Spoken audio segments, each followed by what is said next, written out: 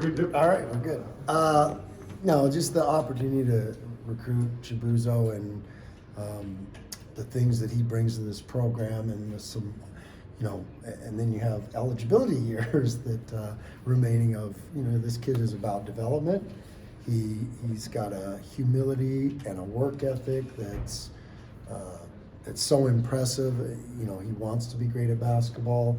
He's one of the, we do our research through, as there's 1,500 student athletes in the portal, roughly, and our research and our looking for a very, very important position that we have open led us to Buzo. And we recruit character in this program, and he's one of the highest character kids. You can't find anyone along his path who doesn't have just the most respect for his work ethic, the kind of teammate he is, how coachable he is.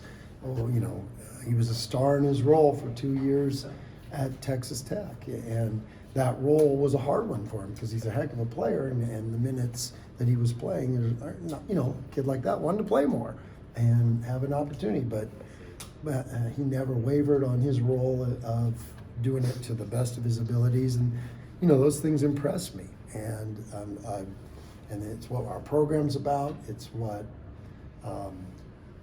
what we look for, and when you get to find a guy like him, because you got to remember he's a top 75 kid in the country coming out of high school. He's got, he oozes with ability. I mean, there's so much, so many things he can do on the basketball court that are going to be such a great fit for what we need. And so, it's amazing how, it's almost like this job description that we have with this opening, with Abu moving on, and how well it fits him, and when it fits the team, and when it fits the individual, and when there's a roadmap for the individual, that's when it works so great.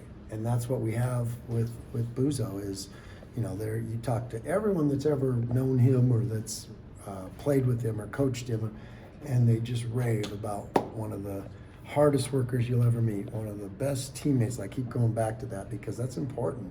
Because what we have in that locker room, and what you saw last year, we won that conference because maybe we were one of the, we played with maybe the best chemistry of arguably anybody in the country. And we have a great nucleus back. And, when we went out there recruiting, we weren't going to just invite anyone into this program. That person had to be special. And that's what we got with Buzo. And, it's a lot of the same things I said about Sada. There's a humility to work, there's a desire to be coached, there's a hunger to get better, and a lot to prove. Both those kids have a lot to prove because of the circumstances, and they have the absolute, just perfect response to what's happened to them. With, like I said, with Sada with an injury, and with Buzo with some of the things he had to go through to be where he is now. But his response to all that stuff couldn't have been better. And that's why we couldn't be more excited. Our players are excited, our staff, this community, I think, has a feel somewhat, Bronco Nation's going to love this kid and love the way he is with his teammates, love the way he is with fans, and we got another special one. He does seem similar to Kejab and Akot in that they were high-level, top 100 type kids, mixed in with some other ones and just didn't get the opportunity they want. And they're ready to kind of prove themselves and have more of a bigger role. I mean, do you see similarities there? Oh yeah, no, without a doubt, there's similarities there. And the greatest indicator of the future is what's happened in the past and what we've been able to do with those guys. And so when you look at what Abu did, especially like the last 2 months of his career, how much better he got. And that's a great roadmap for Buzo. And it doesn't mean they're the same exact players, doesn't mean they're never going to be, but the things that he can bring to this program are, I envisioning it having that kind of impact. You talk about development a lot. How do you see Buzo being able to, get better while he's at BSU? Well, there's a lot of things specifically that he and I and the staff, we've talked about what he wants to get better at and what he thinks he, to play at a Mountain West championship level, to play at an all-conference level, the things that he does need to get better at. And so we've had those discussions, but there's things he can bring right away that are already at that level. and I know that. That's, you know, but there's a lot of hidden treasures there in his game that this program and his hard work and determination that we're gonna get to. And, you know, there's a lot of comparisons between the four guys that were kind of in that position before him, you know, but each one of them are different. Like Chandler's things that we had to get him to do were different than Abu's, and it's the same with Buzo and, you know, all those guys. But they're there. He's got those kind of ability things that we need to get to, and, you know, he's going to work hard enough. I know that, and because he's got a history of that's proven. And that, you know, when you're a hard worker and you want to be coached and you're a great teammate, and I know where this is going to end. With you know, last time we talked to you, we were talking about the transfer portal. You know, these recruiting windows are so condensed now. Oh, You were taking a high school kid, you've seen him for years. So how were you able to connect with Chibuzo? When did you do it, and how were you able to expedite that process? Well, what helped is we recruited him out of high school. So, you know, Coach Burns was dialed in, and you know, we watched him a lot, and we knew him back then. Coach Burns was just dialed in at his high school. I mean, Mike's son, Mike lived in San Diego, and Bodie was going to go there and play there. So, and it's the same coach that is still there, and so those relationships matter. And you know, in recruiting, when you have such a short window, you have to be able to draw on that, because you don't have time to develop all those. Well, they were already developed, and that certainly helps a ton. How much more complicated is recruiting right now, and what new factors do you find yourself competing against? Yeah, that's a great question. It is a new world.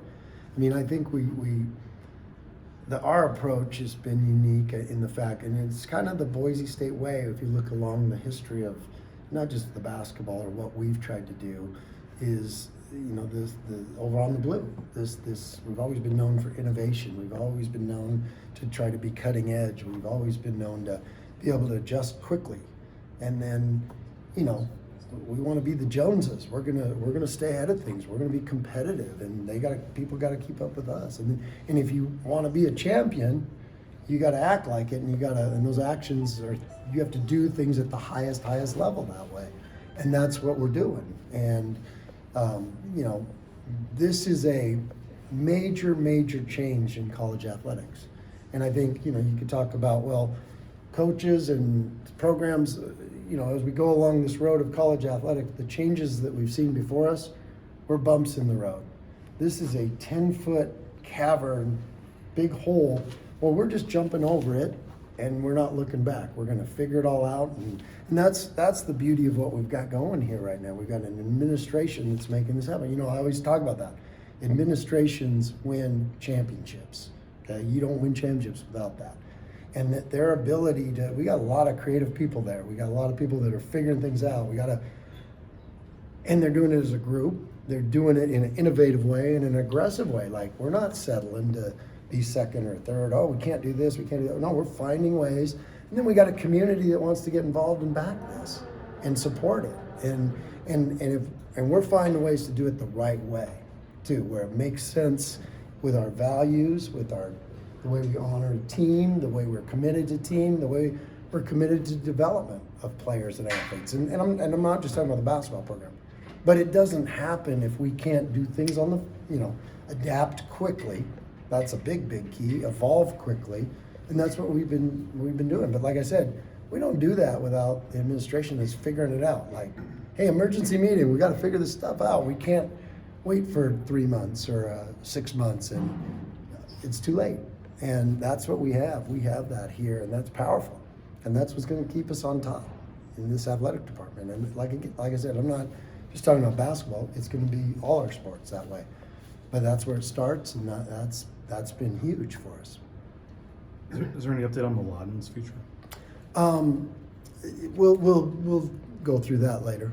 You know, I like to kind of one topic at a time. I've been seeing a lot of y'all, so. Well, in terms of recruiting, how does the uncertainty, I guess, or maybe you know, but how does that impact how many spots you think you have to still go for, or things like that at this point? Yeah, that's always it's, you know, in the old days, you were planning your roster out for 3 years in advance. Well, in 3 years, now you're planning your roster that day. But we have great communication with these guys. We know what's going on. They know what's going on, and we're working together. And with those, I mean, there's I talked about it earlier. With these older guys, I just want to help them. I mean, you can't. It's a different. When guys have been in college for 5 years, and it's a whole new world of like, hey, come back to college for your 6th year, and you're 26 years old or 25 years old. All those things. That's different. So we're just here to help those guys make a great decision for them, and whatever the next step may be, whether it's at Boise State or whether it's professional. We want to be able to help those guys, but because that growth and development doesn't stop when they're done playing here. We're I mean, you got Lexus on our staff, you got Berto on our staff, and it's a lifelong. It's like being a parent. It's a lifelong commitment. Even if it's not official, have you guys, from a business standpoint, kind of moved on from ACOT? No, we never move on. Okay. Never move on. I mean, in terms of just building the roster. Oh, not building relationships on the roster. No, it's everything's still fluid. It's so fluid, all this stuff, and you know me. I coach speak it. I'm gonna try to be as honest as I can with things, but there's just always so many moving parts that you just and you want to be fair to those kids to give them choices. So you can't say, well, we've moved on, and well, what if he hasn't?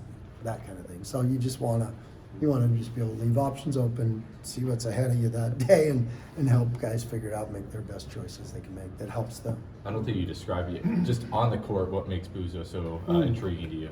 Well, he can really, really shoot. First, I mean, not first, but that's one of the things that always jumps out at you guys that can shoot. He's big, strong, athletic.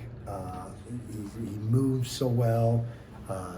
And you got to understand, he's coming from one of the best defensive programs in the country, and he doesn't survive 2 years there without knowing how to play defense. And then also he's got a great motor and a great energy. So he's that's probably a given that he's gonna come here as a great defender. And that was a big key to what we did last year winning the championship was the big, how great we were defensively. So that's a Mountain West thing, that he does already at a high level. So, but then he's just got, he's got a lot of different ways to score. Now, I mentioned he's a great shooter, but the way he can get to the rim, the way he can, we got some things in our system that'll, like some of the things we did with the Boo, and it wasn't just a Boo. We did that with Chandler, where we post up those guards. We've done that historically, going back to Derek Marks. I mean, that's where that kind of got started. But when you got a guard of that size that can bounce a smaller guard down, good luck. I can see him doing that, but he's, transition, he'll be terrific because he's a big, great finisher, big body. That's something that we'll keep working on. And then, he can make threes too. So pretty complete and can do a lot of things there.